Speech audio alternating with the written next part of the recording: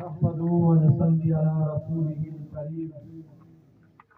أما بعد فأعوذ بالله من الشيطان الرجيم. بسم الله الرحمن الرحيم. واعتصموا بحبل الله جميعا ولا تفرقوا. صدق الله مولانا العظيم.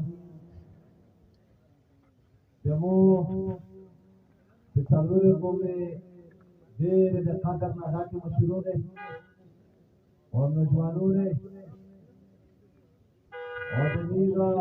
دیوانستان دمیریا حضرات اور دمیرا دیواننا دے کونسلر اتحاد دا پټول نواز دمیرا کو احمد زایتا اور د خپل اتحاد باندې مبارکباد پیش کوم. میرے ملک دای خامخا تکلیفینا پریشانی بغیر گرینی میشتو سا د تمام سہولیاتنا محروم علاقہ او بیا چې کله یو سړی د خپل علاقې دشمن جوړیږي، یو سړی د خپل علاقې د بدلولو سبب ګرځي، یا مشروع سوچ وکړي بیا دا نن چې کومه اتحاد کوم اتفاق پیراق ګومل وکړي داغا زکی تا بدا بنده بار بو مبارکباد پیش کوم. رین داغا نن نسو دا جلسه داغا اتفاق دا پارو سرکول را تشریح ده و دمو اغا حکومت نن دیسی صاحب یا ایسی صاحب ده یا ایتا زمان صاحب که دا خپل دولار تا پور تا نوس موه د چا سره جنگاوي ورنه دغه نامې هغه ګیلا چې څنګه مناسبه د میر واس مطابق نه دو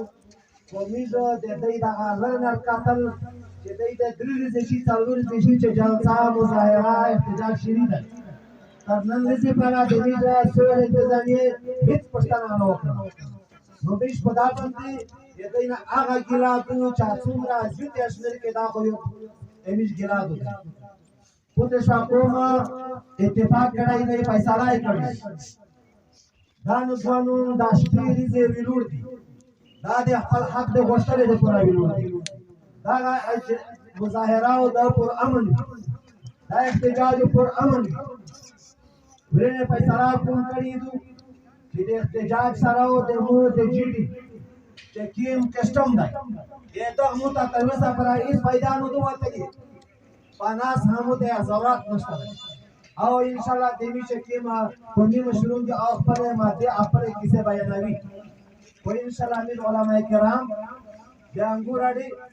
او مشرون کشرون ځوانون معذورون چې څومره خلق دی